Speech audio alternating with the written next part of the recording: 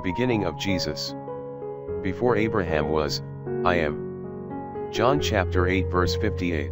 Jesus did not begin in Bethlehem. The Bible says, in the beginning was the Word, and the Word was with God, and the Word was God. Jesus said that he existed before the foundation of the world. He was there when the moon and stars were flung out into space from the Father's flaming fingertips. He was there when God created this planet.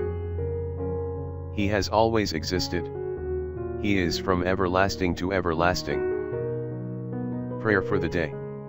You, Lord Jesus, who have always existed, came down from heaven in love and saved me from the depths of my sin. In humble adoration I praise you, my Savior and Lord.